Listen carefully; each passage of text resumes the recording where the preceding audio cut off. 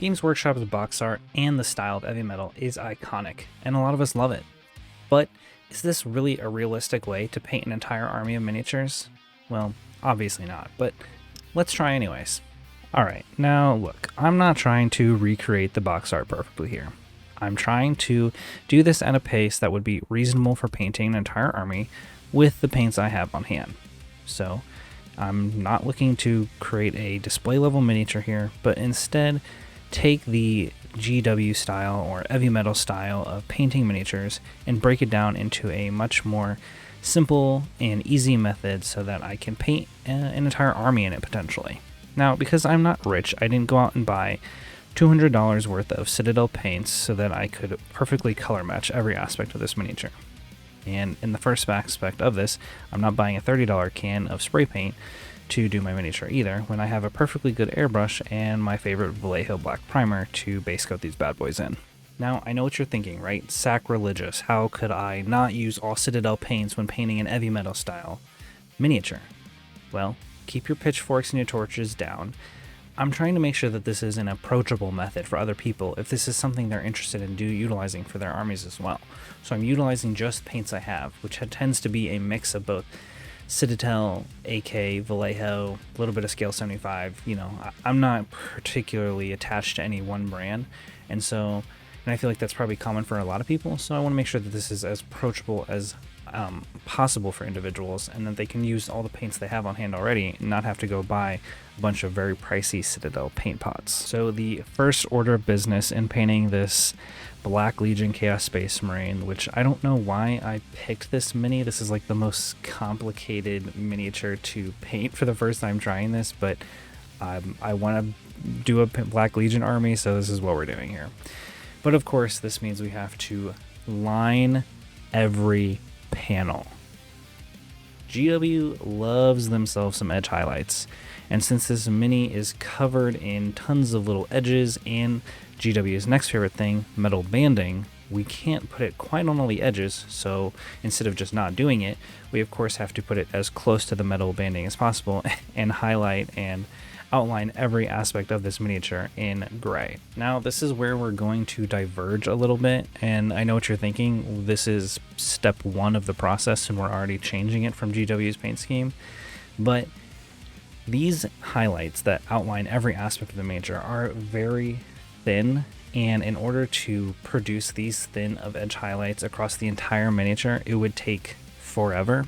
I paint this entire miniature in just under 2 hours, and if I were to paint these highlights like they do, it probably would just take me 2 hours to do that alone with how thin they are, and with multiple layers. As you can see, they're highlighted brighter in certain aspects, so we're just going to opt for the chunkier, sloppier method because it's easier and faster, and I don't want to be here all day.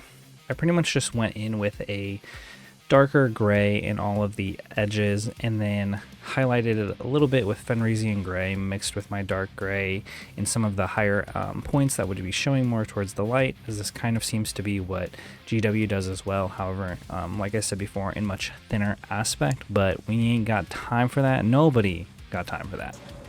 Ain't nobody got time for that. So we're opting for a very simple dark gray, then a little bit of Fenrisian gray in the bright spots, and we're calling it a day.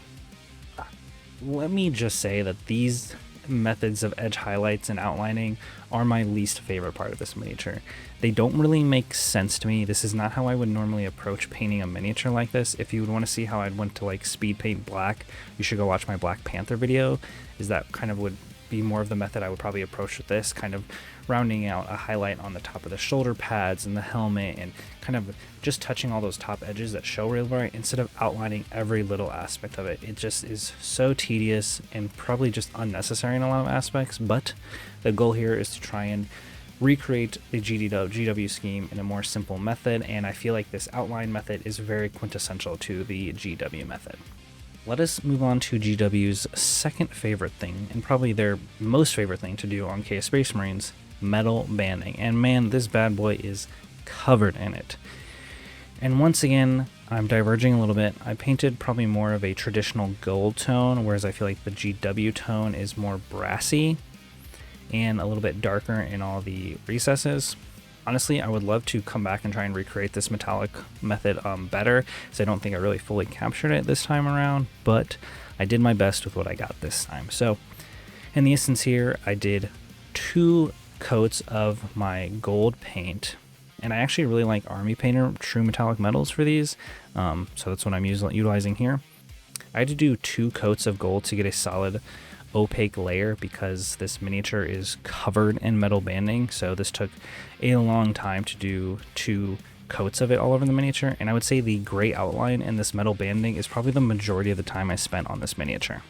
In order to recreate this kind of super dark recess with silver highlights, I intended to heavily wash the gold on this, so I did Agrax Earthshade and Seraphim Sepia to try and give it a dark kind of brownish tone in the recesses. Overall, I still don't think it was dark enough in the recesses, so I took some brown, Thondia Brown and Mephiston Red, mixed them together and watered it down a bunch and dotted that in a lot of the rivets to give those an even darker tone. It is still far from perfect in matching the GW paint scheme even closely, but overall I'm happy with the effect and I'm ready to move on. One thing I do like about GW's metallic method here is the utilization of silver in highlighting the gold.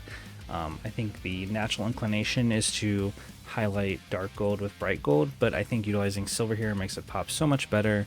A lot of you may already know this, but I think it's really important to kind of touch on this point because I think silver just highlights gold so much better and makes it stand out and catches the light way better, gives it the nice metal feel. So highlight your gold with silver. That's my PSA. Now let me touch on my favorite part of this miniature, which is the skulls on the shoulder pad and the horns on the helmet. Now I don't know why, I've never thought of doing it this way, and maybe I'm just dumb, but the whole point of these exercises is for me and you to learn new ways to paint things. But it is utilizing gray and white to paint skulls, which sounds really stupid when you say it out loud, but bear with me for a moment. I tend to utilize beige and tan tones when painting bones and skulls, and the idea of utilizing more gray-white tones never really occurred to me, but I love the way it looks on this, and honestly I'm going to be painting way more bones and skulls in the future utilizing this method because I don't know, I just love the feel it gives. It gives it less of a dirty feel and less of kind of just a grungy feel, and gives it more of kind of like a cold, undead feeling to it. And I don't know, I just really love this way of painting skull and bones, and I just wanted to share my excitement with you in this method and just spread the word of painting skull and bones like this so that you don't go as long as I did without painting bones and skulls like this. So in order to actually paint the skulls in my newfound favorite way, is that I base coated them in graphite gray from AK Interactive. So I just base coated all of the bones and skulls parts this way. And then I put on a heavy Nuln Oil wash. And then I utilized silver gray from AK and just mixed that in with my graphite and just highlighted it over the area just a couple times, probably 2 or 3 layers, with just a little bit more silver gray added in each time to get the highlight effect. And let me tell you, I mean, I love the way this turned out. Honestly, it's my favorite aspect of the miniature is this guy's left shoulder pad. I just love the way it turned out, and I'll definitely be utilizing this method in my future Chaos Space Marines. So for his little loincloth, I wanted to paint it red because that's what the GW scheme was. And I think the very important note that I carry around this day when it comes to painting red is that it is to start dark, almost like black in the recesses. I think a lot of the times when we paint a color, we start with just a dark version of that color. So if we're painting green, we start with dark green. We're painting blue, we start with dark blue, whatever.